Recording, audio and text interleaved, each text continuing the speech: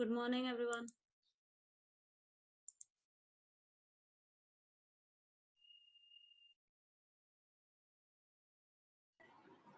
Good morning, all of you.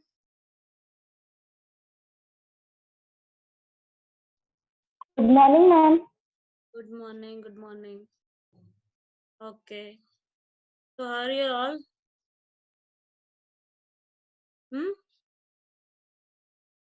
Fine, ma'am. Okay, fine. Since Diwali is coming, stay safe. And these are some things which have been made for you to make sure that you will be maintaining all these things. Okay, this is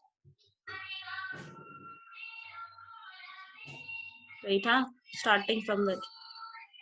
Okay, this are since Diwali is coming, maintain all these things. Good morning, beta. Okay, that you have to clean your hands continuously. You have to maintain social distancing. Don't touch the stairs and staircases, side one railings and all. Okay, wear the mask in the proper way, not below the nose, above the nose, or below the chin. You have to wear it properly. And you have to maintain most important thing, social distancing.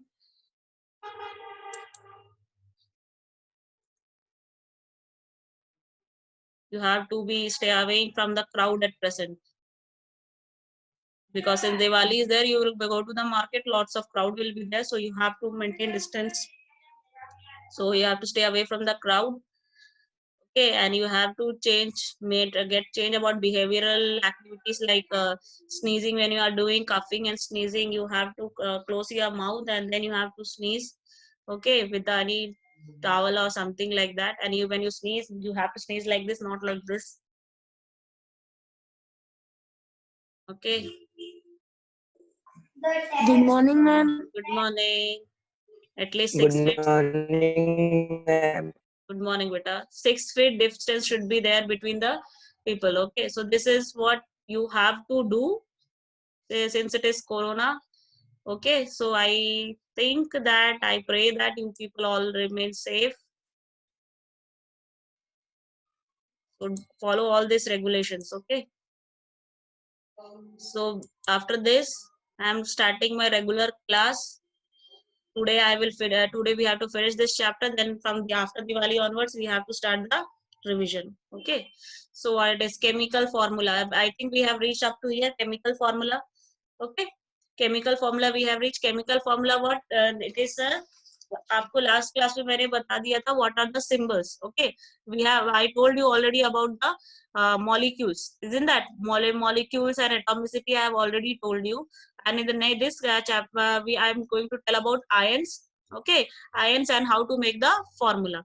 Okay, तो क्या रहता है, metals जो compound जो रहते हैं उसमें क्या रहते हैं, मेटल्स और नॉन मेटल्स रहते हैं. यस, या, okay. So what it is, ions, what it is, compounds, ions will be what, how this ions will are made up of. These ions किससे बनाते हैं, कौन बनाता है ये आयन, मेटल और नॉन मेटल्स बनाते हैं. ओके, जो मेटल जो रहते हैं वो आपके कैटायंस बनाते हैं यूजुअली, और नॉन मेटल्स जो रहते हैं वो यूजुअली क्या बनाते हैं, आपके एनायंस बनाते हैं. ठीक है, और एनायन क्या होता है, नेगेटिवली चार्ज पार्टिकल, और कैटायन क्या होता है, पॉजिटिवली चार्ज पार्टिकल. ओके, अब ये जो आयन है, ये आयन जो होता है वो एक सिंगल एटम भी हो सकता है या फिर group of atom carrying charge भी हो सकता है. अगर एक ग्रुप ऑफ एटम के ऊपर चार्ज है तो हम उसको बोलते हैं पॉली एटॉमिक आयन, और अगर एक सिंगल एटम के ऊपर चार्ज है तो हम उसको बोलते हैं मोनो एटॉमिक आयन.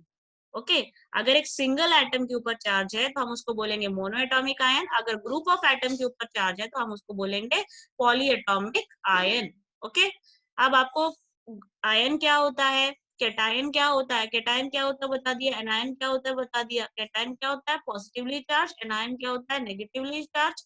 अब ये कैटायन और एनायन क्या होते हैं, मोनोएटॉमिक भी हो सकते हैं या फिर पॉलीएटॉमिक भी हो सकते हैं। पॉलीएटॉमिक का मतलब group of atom is carrying charge, और मोनोएटॉमिक का मतलब single atom is carrying a charge, it is called as monoatomic. Okay, now using this ions we have to make the formula.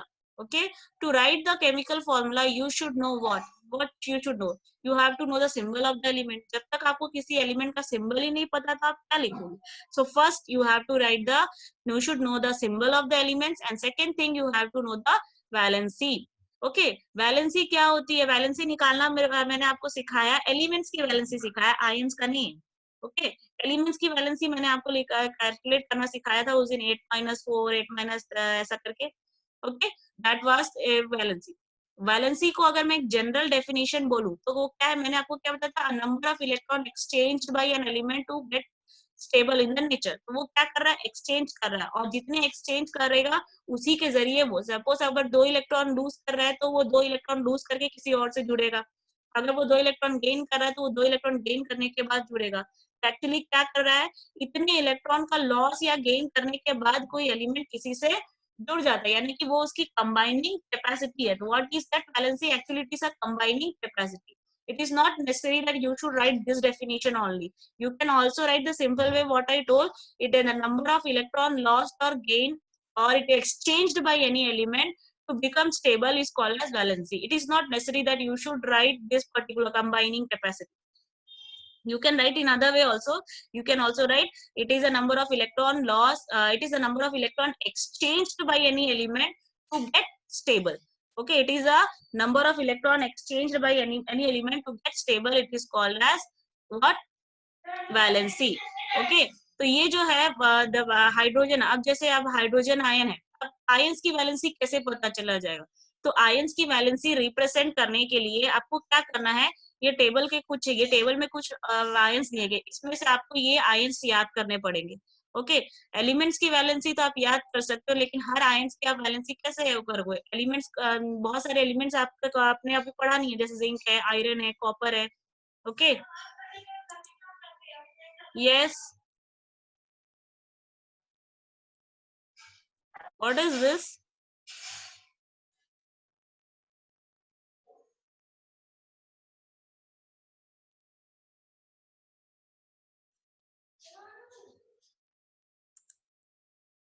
Who is doing this annotation work? Yes? Huh? Remove this annotation now. आप लोग एक drawing board ले लो, उसमें drawing board में pen लेके जितना आपको करना है this scribbling work you can do their, not here. आपको जितना अपना टैलेंट निकालना है वहां बैठ के निकालते रहो। Participate in drawing competition but don't do it here. This is chemistry class, don't waste your talent here.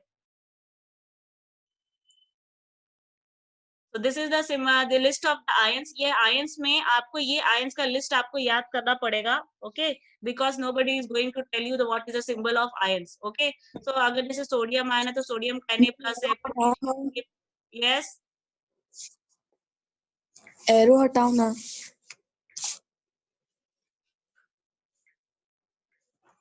बेटा everything we are knowing that who is doing what is doing. This is telling what you are. ये सब नहीं करना चाहिए आप. Believe me, I will not waste my time on it. Okay, so ये क्या है? सोडियम, पोटेशियम आपकी आयंस दिख रहे हैं। अब ये आयंस का चार्ज कैसे पता चलेगा? ये आयंस के ऊपर जो आपको जो प्लस माइनस लिखा है ना, वही उसका चार्ज है। जैसे सोडियम के ऊपर कितना प्लस चार्ज है? 1 प्लस चार्ज है, तो इसकी वैलेंसी भी क्या होगी? 1। यहाँ पे देखो मैग्नीशियम के ऊपर क्या चार्ज है? +2 है, तो इसकी वैलेंसी भी क्या होगी? 2।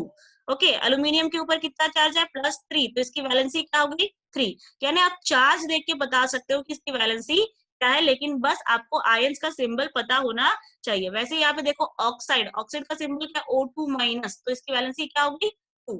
सल्फाइड का S2-, तो इसकी वैलेंसी क्या होगी? 2। नाइट्राइड, नाइट्राइड बोलने से N3-, तो 3- लगाते हैं, यहाँ पे इसकी वैलेंसी क्या होगी? 3। Okay, you can tell the symbol of the ions, and with the help of symbol of the ions you can tell their valency. Okay, is it clear? तो यहाँ पे क्या है? अब ये आपको ions को तो याद करना पड़ेगा, इसमें आपको कोई वो नहीं पड़ेगा, हेल्प नहीं मिलेगी, क्योंकि एग्जाम में जब आएगा नाम तो आपको खुद ही पहचानना पड़ेगा आयंस के बारे में, कौन सा आयन है, उसका सिंबल क्या है। अगर आपको सिंबल करेक्टली याद है तो आप उसकी वैलेंसी भी याद कर सकते हो। तो ये एनसीईआरटी का ही टेबल है, यही टेबल आपको रिफर करना और कहीं मत जाना, और कोई टेबल आपको एक्स्ट्रा कुछ करने की जरूरत नहीं है, इसी को भी कर लोगे तो it's more than enough. Okay, यहाँ पे एक और चीज देखो, यहाँ पे आपका आयरन है, कोई कोई एलिमेंट्स जो होते हैं वो एक से ज्यादा टाइप का आयन्स बनाते हैं। जैसे आयरन है, आयरन जो है वो +2 भी बनाता है या +3 बनाता है। तो हमको एग्जाम में कैसे पता चलेगा कि हमको +3 मिला है कि +2 मिला है। तो अगर आपको एग्जाम में ऐसे टाइप के आयन्स आते हैं तो वो क्या करेगा, उनके नाम के बाजू में रोमन न्यूमरल्स में 2 या 3 लिखा रहेगा। जैसे आयरन है, आयरन 2 क्लोराइड अगर लिखा है, यानी रोमन न्यूमरल्स में अगर 2 लिखा है मतलब वो इसकी बात कर रहा है, +2 की बात कर रहा है। अगर रोमन न्यूमरल्स में 3 लिखा है मतलब उसका चार्ज कितना है, 3 प्लस, और उसका वैलेंसी भी क्या हो गया, 3। सो अगर कोई एलिमेंट एक से ज्यादा चार्ज कैरी कर, एक से ज्यादा टाइप के चार्ज कैरी कर सकता है, तो उसका जब हम नाम लिखते हैं तो उसके नाम के आगे क्या रोमन न्यूमरल्स में 1, 2 या 3 लिखा रहेगा। ओके, रोमन न्यूमरल्स में क्या लिखा रहेगा, 1, 2 या 3। ओके, सो ये रोमन न्यूमरल्स में लिखा है, चेक करना रोमन न्यूमरल्स में क्या लिखा है। अगर रोमन न्यूमरल्स में 1 लिखा है मतलब वो उसका वैलेंसी 1 है। अगर रोमन न्यूमरल्स में 2 लिखा है तो उसकी वैलेंसी भी 2 हो जाएगी। 3 लिखा है तो उसकी वैलेंसी भी 3 हो जाएगी। क्लियर है? Okay, this was about the symbols of the ion. Now what are the rules of writing the chemical formula. तो रूल्स लिखने के लिए सबसे पहले आपको वैलेंसी क्या करना, वैलेंसी बैलेंस होनी चाहिए। ठीक है, अब यहाँ पे क्या होगा, वैलेंसी बैलेंस, ये कैसे करना है वैलेंसी बैलेंस वो मैं बता दूंगी अभी, लेकिन क्या करना है आपको, वैलेंसी बैलेंस करना है।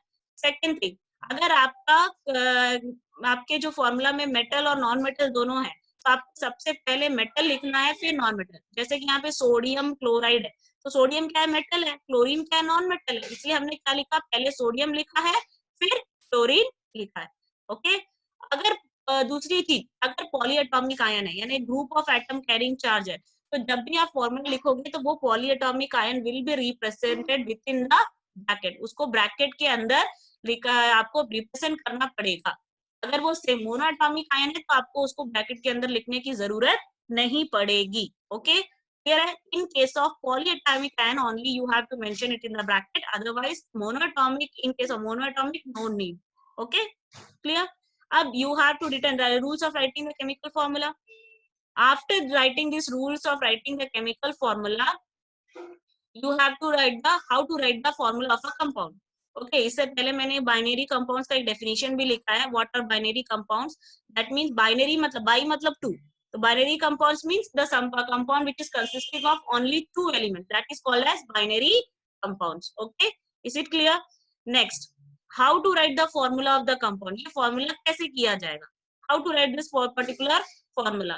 ठीक है, तो सबसे पहले आपको क्या करना है, देखो यहाँ पे एग्जांपल दिया, सबसे पहले आपको कंपाउंड का नाम देखो, सोडियम ऑक्साइड, क्या लिखा है, सोडियम ऑक्साइड। तो सोडियम बोलने से Na, ऑक्साइड माने ऑक्सीजन। अब आपको सोडियम का चार्ज यहाँ पे देखो कितना है, +1, इसकी वैलेंसी भी क्या होगी, 1। ऑक्साइड, ऑक्साइड देख रहे हो, ऑक्साइड का चार्ज देखो यहाँ पे कितना है, O2 माइनस, तो इसका वैलेंसी कितना हो गया, 2। तो यहाँ पे क्या लिख दिया मैंने, 2। तो यहाँ पे अब देखो, अब इसको क्रॉस मल्टीप्लाई कर दो, क्रॉस मल्टीप्लाई करोगे तो 2 जो है Na से मल्टीप्लाई हो जाएगा, 1 जो है ऑक्सीजन से मल्टीप्लाई होगा, Na2O। अब आप Na2O लिख रहे हो, अब Na2O में अब रेशियो जो है, अब रेशियो क्या है, 2:1 है। अब ये सोडियम और ऑक्सीजन जो है वो कौन से रेशियो में है, 2:1 रेशियो में। तो आपका जो है ये रेशियो क्या सिंप्लीफाई हो सकता है, क्या नहीं हो सकता, 2:1 और सिंप्लीफाई नहीं हो सकता। तो ये फाइनल फॉर्मूला क्या हो जाएगा, Na2O। Is it clear? In the same way magnesium hydroxide, magnesium जो रहता है उसका चार्ज रहता है +2, हाइड्रोक्साइड का चार्ज रहता है -1। यहाँ पे 2 और 1 लिखा, फिर से क्रॉस मल्टीप्लाई कर दो। अब सिंस ये जो हाइड्रोक्साइड है वो पॉलीएटॉमिक आयन है, इसलिए हम उसको क्या करेंगे, ब्रैकेट के अंदर लिखेंगे, इसलिए क्या हो जाएगा, मैग्नीशियम MgOH ट्वाइस। ओके, अब फिर से रेशियो को देखो, मैग्नीशियम का 1 है, हाइड्रोक्साइड का 2 है, रेशियो क्या है, 1:2 है। 1:2 और सिंप्लीफाई हो सकता है क्या, नहीं हो सकता। इसका फॉर्मूला क्या रहेगा, MgOH ट्वाइस। समझ में आया, समझ में आया क्या, any problem, Anybody having any issue?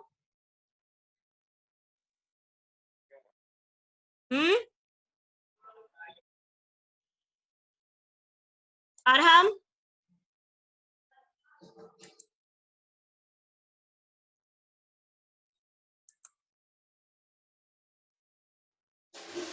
हाँ, प्लस माइनस को कंसिडर नहीं करती। यहाँ पे लिखा है, यहाँ पे ये आपको लिखा है, समझाने के बस लिखा है। लेकिन जब आप ये चार्ज लिखा है, अगर वैलेंसी रहेगा, देखो यहाँ मैंने चार्ज लिखा हुआ है, सिंबल के नीचे चार्ज लिखा है, वैलेंसी नहीं लिखी। अगर वैलेंसी होगा तो वैलेंसी प्लस माइनस नहीं होता। ओके, प्लस माइनस को आपको कंसिडर नहीं करना है, ठीक है। ओके, यहाँ पे देखो एल्यूमिनियम क्लोराइड है। एल्यूमिनियम क्लोराइड की अगर मैं बात करूं तो एल्यूमिनियम क्लोराइड में है, तो एल्यूमिनियम भी कौन सा है, एल्यूमिनियम आयन है। एल्यूमिनियम आयन का सिंबल यहाँ देखो क्या है, ये देखो Al3+, ठीक है। तो ये +3 यहाँ लिख दिया charge. Chloride ion, chloride ion का सिंबल क्या है, यहाँ पे देखो, यहाँ पे देख लो क्लोराइड आयन का, ये देखो Cl-, तो इसका चार्ज क्या है, -1। अब इसको क्रॉस मल्टीप्लाई कर दोगे तो क्या हो जाएगा, AlCl3। अब 1:3 रेशियो है, और सिंप्लीफाई नहीं हो सकता, तो इसलिए फॉर्मूला यहीं पे स्टॉप हो गया। अब प्लस माइनस आपको कंसिडर नहीं करना है, प्लस माइनस नहीं करना, वो हमको सिर्फ मल्टीप्लीकेशन के लिए, वैलेंसी नहीं पता करने के लिए हमको जरूरत है, अदरवाइज आपको कुछ नहीं करना उसका, प्लस माइनस नहीं लगाना आपको। Okay,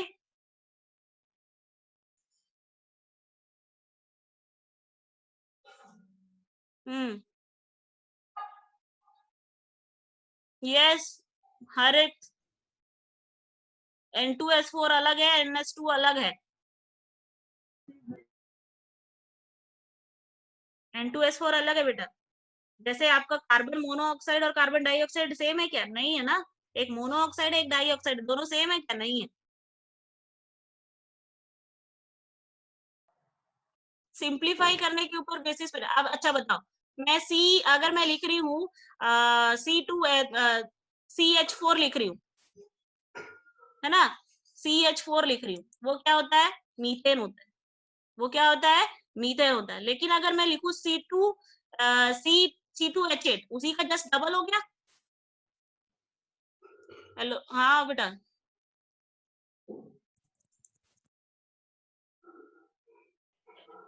okay. Harit, Harit, Harit, first let me talk to you, Harit. Yes, ma'am. हाँ, आप क्या बोल रहे हो बेटा, सुनो। अभी देखो, अभी अब मैं मीथेन लिख रही हूँ, मीथेन का फॉर्मूला क्या होता है, CH4 होता है, ठीक है। Yes, ma'am. अभी मैं इसी को डबल कर रही हूँ, C2H8, ठीक है। तो आप बोलोगे Yes, ma'am. C2H8 भी सेम है, क्योंकि इसको सिंप्लीफाई, C2H8 को सिंप्लीफाई करूंगी तो क्या आएगा, 1:4 आएगा ना, दैट इज मीथेन आएगा। लेकिन ऐसा नहीं है, C2H8 क्या होता है, C2H8 एक नया कंपाउंड होता है जिसको हम बोलते हैं इथीन। तो आपका ओवरऑल मॉलिक्यूलर फॉर्मूला देख के आप नहीं बता सकते कि वो कंपाउंड सेम है कि नहीं, क्योंकि कभी कभी overall molecular same formula same रहता है, लेकिन अंदर की जो बॉन्डिंग रहती है वो अलग तरीके की रहती है, ठीक है। वो आप नहीं बोल सकते कि मॉलिक्यूलर फॉर्मूला देख के कि इसमें टोटल इतने एटम्स है, इसमें टोटल इतने हैं, तो ये सेम हो जाएगा, ऐसा नहीं होता। बॉन्डिंग अलग अलग होती है, इसलिए आप कभी भी मॉलिक्यूलर फॉर्मूला देख के ये नहीं बोल सकते कि ये दोनों सेम है, ठीक है। याद रखना कि वो सिंप्लीफाई हो रहा है तो जरूरी नहीं है कि वो, क्योंकि उसमें बॉन्डिंग अलग अलग हो जाएगी। बॉन्डिंग मतलब समझते हो, केमिकल बॉन्ड्स, बॉन्ड्स जिसके जरिए उन लोग जुड़ते हैं, है ना। वो बॉन्ड्स बनाने के बहुत सारे तरीके होते हैं, अगर वो बॉन्ड्स का नेचर भी बदलता है ना, तो कंपाउंड का नेचर भी बदलेगा। याद रखना इस बात को, क्लियर। Yes, ma'am. और हु इज दैट, चैट में कौन था, if I am giving one more question, हाँ, Bhavya, is it clear. Yes, ma'am. Clear. Okay. So can you tell me the formula of calcium sulfate? Symbol यहाँ लिखा हुआ है, देखो, calcium sulphate. Send me to the chat section. Calcium. Yes, ma'am. Yes, ma'am. Calcium sulphate, Yes, ma'am.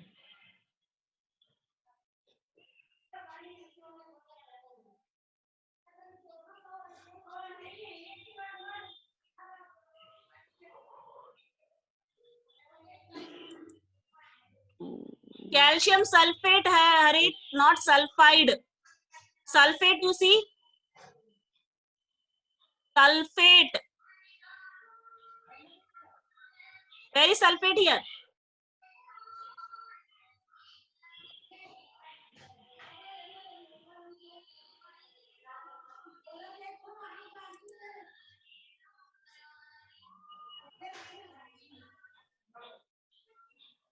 अब यहाँ पे देखो आपसे क्या गलती हुई है. Bhavya and Priyansh, what you are doing? Did you simplify the ratio? Did you simplify the ratio? Calcium का No, चार्ज, ma'am. कैल्शियम का चार्ज क्या है? 2 plus. हाँ, सल्फेट का चार्ज क्या है? Ma'am, 2 minus. दोनों क्रॉस मल्टीप्लाई होगा तो रेशियो सिंप्लीफाई आएगा, होगा ना. 2:2, 2:2 सिंप्लीफाई होगा 0. कि नहीं? है ना. तो 2:2. Yes, हाँ, ma'am. Bhumi your answer is correct. Correct, good. Harit 4 जो है वो ब्रैकेट में बाहर नहीं आएगा, CaSO4 आएगा. ओके, 4 ब्रैकेट के बाहर नहीं आएगा, ब्रैकेट की जरूरत ही नहीं पड़ेगी. CaSO4. Now make one more. Aluminium hydroxide. Aluminium hydroxide. Aluminium hydroxide.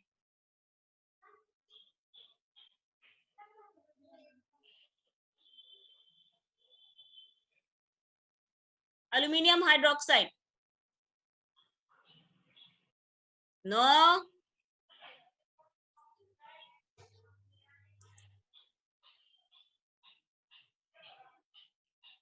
Sheetal.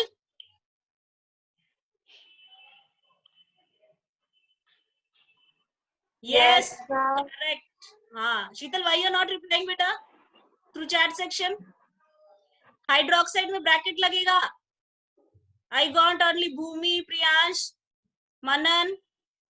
Hydroxide में AlOH जो रहेगा वो ब्रैकेट के अंदर रहेगा. It will be inside the bracket because OH is a polyatomic ion and it is more than 1 in number. That's why it will come inside the bracket. Okay, is it clear?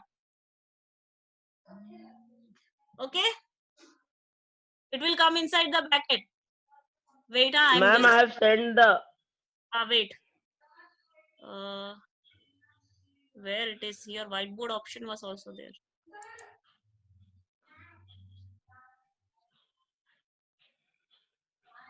No.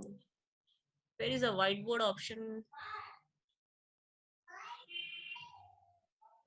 Ma'am, in screen share, if you click on screen share, then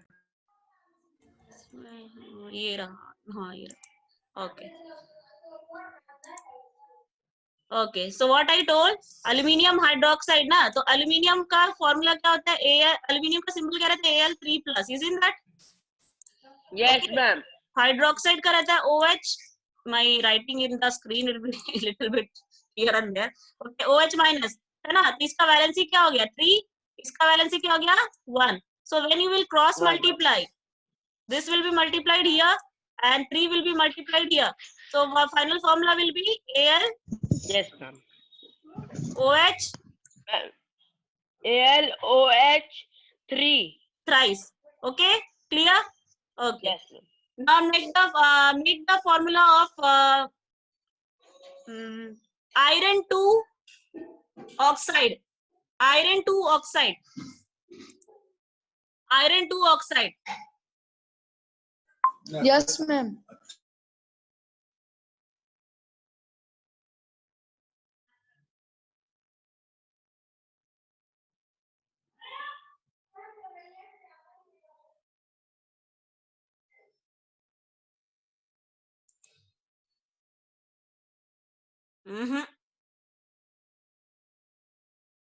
Harit, no. Priyansh also. No.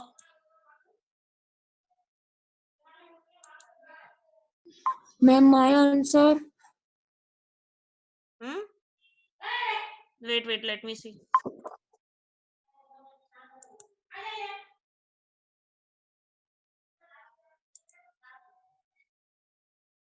Iron 2 oxide. Iron 2 oxide में बेटा कैसे बोल रहे हैं आप लोग?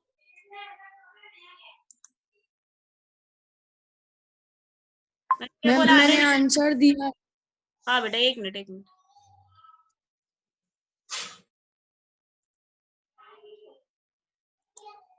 मैंने आपसे क्या बोला? Iron 2 oxide. आप लोग क्या ध्यान नहीं दे रहे हो इसमें? Iron 2 oxide.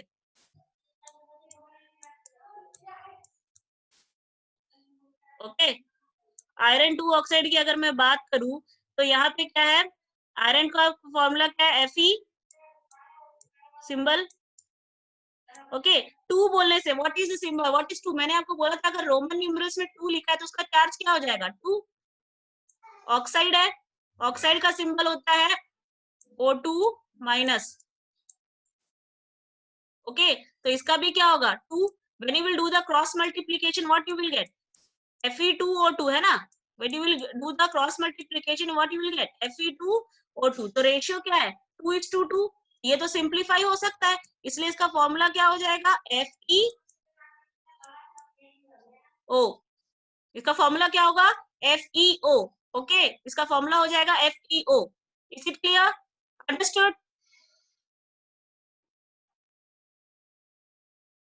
Yes, Manan, good beta, good. Your answer is correct. So this is how you are doing. Okay. Ma'am, my answer. Next, one more. Can you do? Yes, ma'am. Okay. Make the formula of sodium sulfate. Sodium sulfate.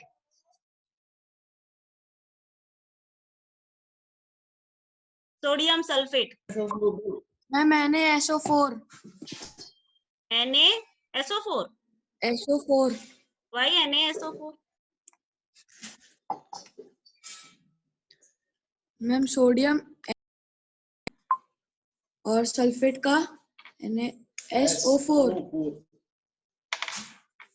Ma'am Na2SO4। इसका क्या है? Na का charge क्या रहता है? +1 है ना? तो इसका Na का चार्ज क्या रहेगा? +1। और मैंने क्या बोला? सोडियम सल्फेट बोला ना? तो सल्फेट की अगर मैं बात करूं तो सल्फेट होता है SO4, है कि नहीं? तो इसका चार्ज क्या है ना? इसका चार्ज क्या आएगा आपका? इसका चार्ज है आपका +1 और इसका 2। तो क्रॉस मल्टीप्लाई करोगे तो फाइनल फॉर्मूला क्या हो जाएगा? Na2SO4। ओके, फाइनल फॉर्मूला क्या हो जाएगा? Na2SO4। Is it clear? इसका फॉर्मूला क्या हो जाएगा? Na2SO4। यहाँ पे कैसे लिखेंगे? I don't know, I don't get. Is it clear? So this way you can make the formula. Formula preparation clear हो गया ना? हाँ, Yes, ma'am. okay, this way you can make the formula. Next after the formula preparation is rules. ये तो मैंने बता दिया, rules of writing the chemical formula. हाँ, अब इसके बाद आता है एक और topic, isotope and isobar. Okay, isotope are what are isotopes? Isotopes are the atoms of the same element having same atomic number but different mass number. यानी कि एक ही एलिमेंट के वो एटम जिनका एटॉमिक नंबर तो सेम है लेकिन उनका मास नंबर अलग अलग होगा, तो उसको हम क्या बोलेंगे? आइसोटोप. जैसे कि हाइड्रोजन ले लो, ये हाइड्रोजन का डायग्राम दिख रहा है आपको? इसमें हाइड्रोजन को देखो, हाइड्रोजन 3 टाइप के एटम्स बनाता है. एक हाइड्रोजन का एटम ऐसा होता है जिसमें सिर्फ एक ही प्रोटॉन हो. एक में क्या होता है? एक प्रोटॉन और एक न्यूट्रॉन होता है. दूसरे में एक प्रोटॉन और 2 न्यूट्रॉन होते हैं. तो ये 3 टाइप के एटम बनते हैं. ये तीनों एटम का मास नंबर भी अलग हो जाएगा, क्योंकि मास नंबर क्या होता है? प्रोटॉन और न्यूट्रॉन का सम होता है. सिंस यहाँ पे एक भी न्यूट्रॉन नहीं है तो मास नंबर हो जाएगा 1. यहाँ पे एक प्रोटॉन और एक न्यूट्रॉन तो सम हो गया 2. इसका मास नंबर कितना हो गया? 2. और ये एक प्रोटॉन और 2 न्यूट्रॉन है, इसलिए इसका मास नंबर क्या हो गया? 3. इसलिए इसको हम प्रोटियम, ड्यूटेरियम और ट्राइटियम भी बोलते हैं. एक बार ये एग्जाम में आया था, what is the difference between क्या लिख दिया था? Capital H, D and T. What is the difference between H, D and T?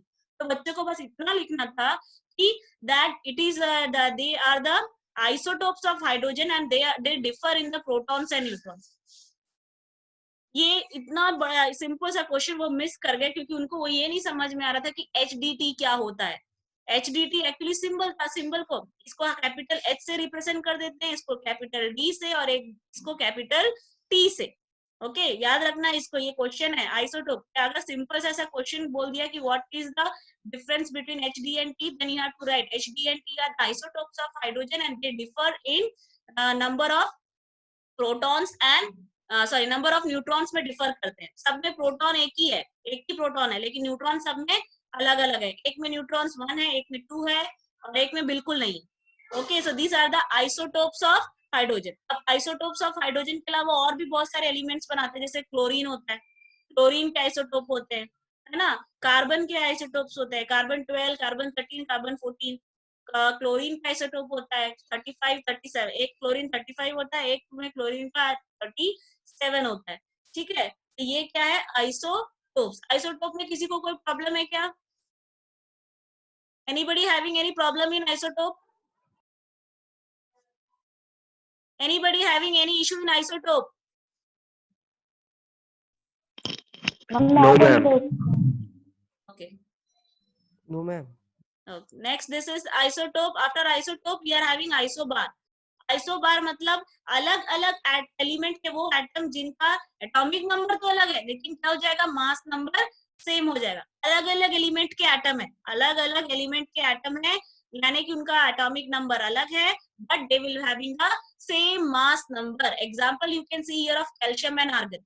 Calcium और आर्गन ऐसे एलिमेंट है जिनका जो है, कैल्शियम और एलिमेंट जो रहेंगे वो एक ऐसे एलिमेंट है जिनका मास नंबर क्या है आपका, जो रहेगा 40 रहेगा, सेम रहेगा, लेकिन इनका एटॉमिक नंबर अलग है। क्योंकि आपको पता है कैल्शियम का एटॉमिक नंबर होता है 20, आर्गन का एटॉमिक नंबर होता है 18, लेकिन दोनों का मास क्या है, सेम है। तो इनको क्या बोला जाएगा, isobar. The atoms of the different element having different atomic number but same mass number is called as what, isobars. So let me place my charge my laptop because the charge is going to finish. So let me place. Okay.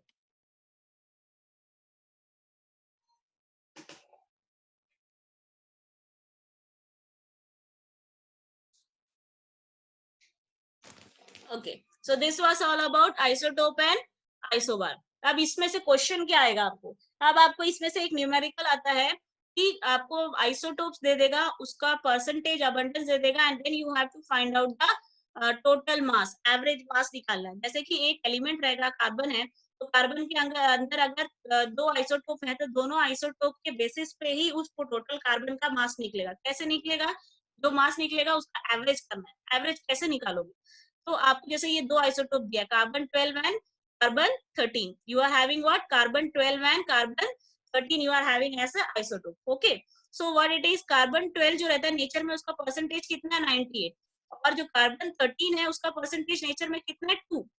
ठीक है, nature में percentage कितना है, 2। So when you have to calculate what you will do, you have to do it what, आपको क्या करना है, जो भी आइसोटोप है, ये जैसे पहला आइसोटोप हमने ये लिया, उसके मास को मल्टीप्लाई कर दोगे उसके परसेंटेज अबंडेंस से। ठीक है, उसके मास को मल्टीप्लाई करना है किससे, उसके परसेंटेज से। तो ये मास क्या है 12, उसका परसेंटेज कितना है 98, तो 98 डिवाइडेड बाई 100 परसेंटेज है ना, इसलिए हमने क्या कर दिया 98 बाई 100 लिख दिया। प्लस दूसरा आइसोटोप कौन सा है 13, इसका क्या लिख दिए, मास को मल्टीप्लाई कर दो फिर से उसके परसेंटेज से, तो क्या हो जाएगा 13 इंटू 2/100। जब आप इस पूरे प्रोसेस को कैरी करोगे तो आपको मास आएगा 12.02। तो ये क्या है, इसका कार्बन का एवरेज एटॉमिक मास है। ओके क्लियर, इसलिए सिंस इसमें आपके दोनों आइसोटोप का मास इंक्लूड हो रहा है, इसलिए हम इसको एवरेज एटॉमिक मास भी बोलते हैं। इज इट क्लियर, कोई प्रॉब्लम है क्या इसमें, anybody having any issue in this, anybody having any issue, no, Manvi, No, ma'am. okay, तो let's me ask you question related to this chapter. आपने अभी तक से यहाँ पे क्या हुआ, वैलेंसी पढ़ा है, आयंस पढ़ा है, ओके, फॉर्मूला प्रिपरेशन पढ़ा है, आइसोटोप हो गया, आइसोबार हो गया, है ना। तो अभी आपको मैं इसी से रिलेटेड, अभी आपको मैं ये स्लाइड से ही रिलेटेड क्वेश्चन पूछूंगी, जैसे ये हो गया ना, मॉलिक्यूल हो गया, ये सब के related.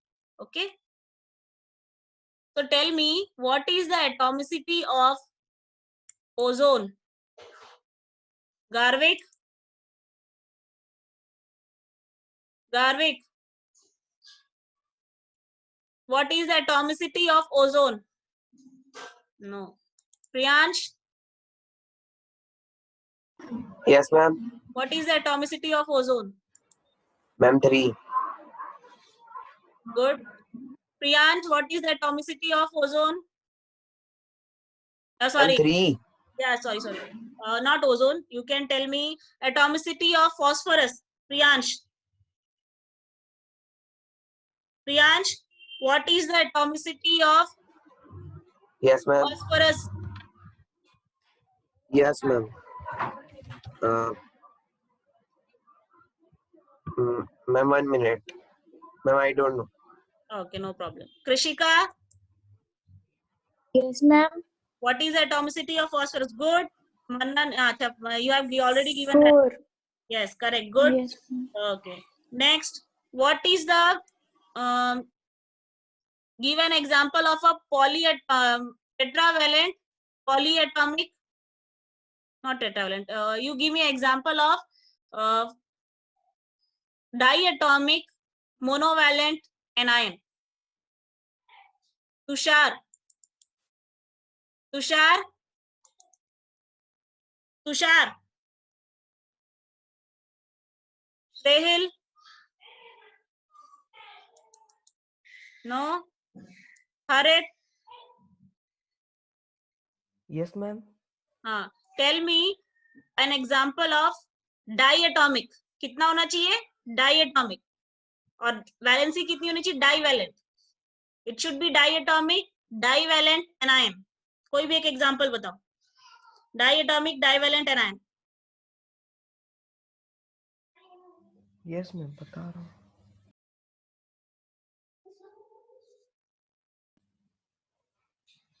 Ma'am, CaSO2. Diatomic CaSO2. Divalent anion. नहीं पता, मैम.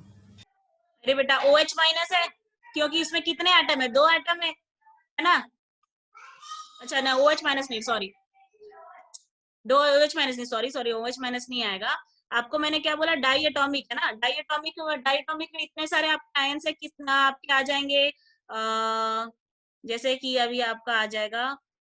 डाइएटॉमिक का मैंने आपको एग्जांपल नहीं बताया ना. Okay, no issues. Diatomic monovalent का ही एग्जांपल बताया. No issues. डाइएटॉमिक मोनोवैलेंट का है. ये देखो, डाइएटॉमिक मोनोवैलेंट का एग्जांपल है आपके कोर्स में. डाइएटॉमिक है, इसका चार्ज कितना है? सिंगल 1 माइनस है. ओके, और एनायन है. अब इसी को देख के, इसी टेबल को देख के मुझे बता दो टेट्राएटॉमिक डाइवैलेंट एनायन. टेट्राएटॉमिक डाइवैलेंट एनायन इसी टेबल को देख के बता दो. Ma'am, CO3. CU3 कहाँ है? CU3 CO3. yes, CO3 2 minus. Okay, सो आपके टाइम ओवर हो गया. I didn't saw the time. मेरे को अभी मैसेज मिला. Is it the time over? 25, I think so. Isn't that? Time over हो गया ना बेटा? So sorry to continue. I'll take your time extra. Okay. So happy Diwali. Enjoy it again nicely and be safe. Okay. I'm closing the class here. Next class I will take the revision of this chapter after Diwali. Okay. Is it clear? I'm closing my class here. Okay. Any issues? If you're having, tell me. I am closing the class now. Done? Bye.